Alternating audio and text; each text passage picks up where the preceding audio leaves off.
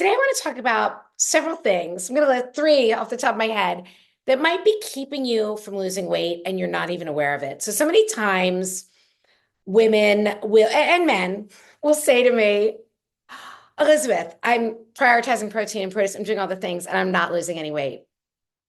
Well, to lose weight, you do need to be in a calorie deficit.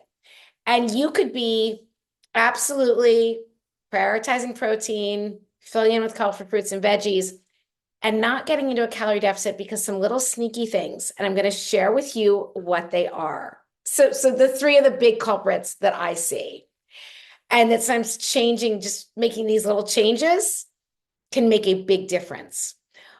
So if you are, when you are building your meals around high quality protein dense foods, we're looking for foods that are high in protein and relatively low in calories. Things like lean beef, poultry, fish, fish and shellfish, eggs. Eggs are not the highest in protein. There's only 6 grams of protein per egg, but they're super nourishing. These foods are all very protein dense, which is awesome. That helps you stay satiated, maintain your lean body mass, reduces cravings, better mental clarity, all of the things. And you're filling in with the colorful fruits and veggies. And doing that, eating that way is really helps you get into a calorie deficit. But here are some sneaky things that people don't always take into account. The creamer in their coffee.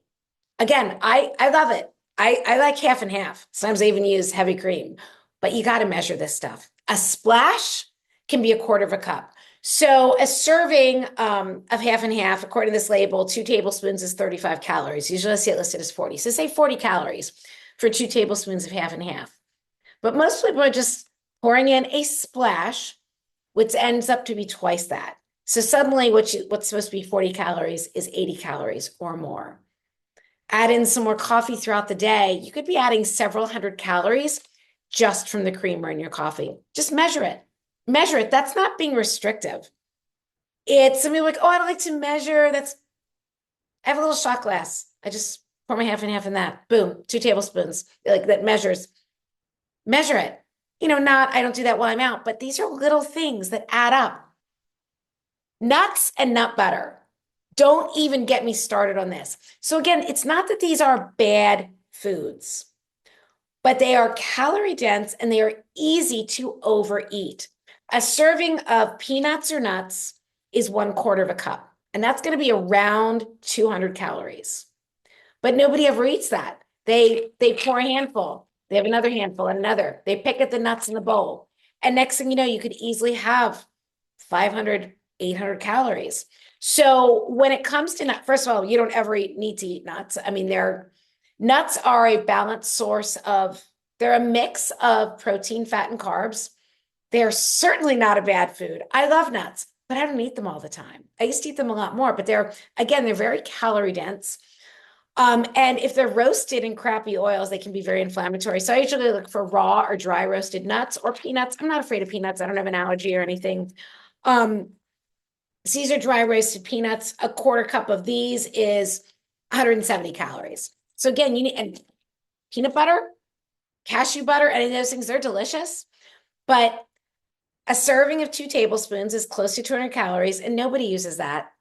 Everybody eats more than that. Like you get a spoonful, big spoonful, it ends up being a lot more than that. So I'm just saying these things, it's not that they're bad foods, but they're not necessarily weight loss friendly.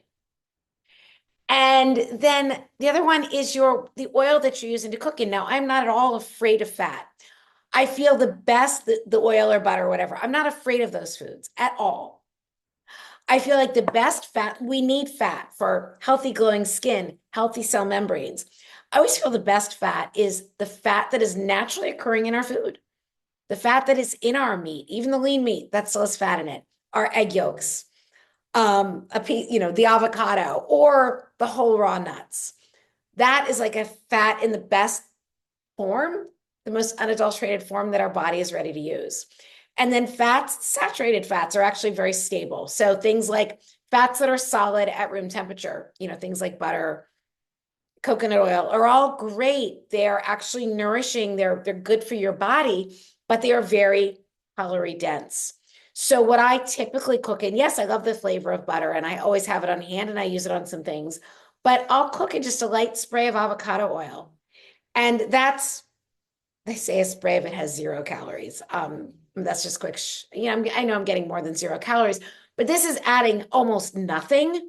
Where if I'm using a big pat of butter, that's going to add something. So these are just little sneaky culprits to be aware of. I'm not saying that any of these things are bad or off limits. They're not. I'm saying you need to be aware.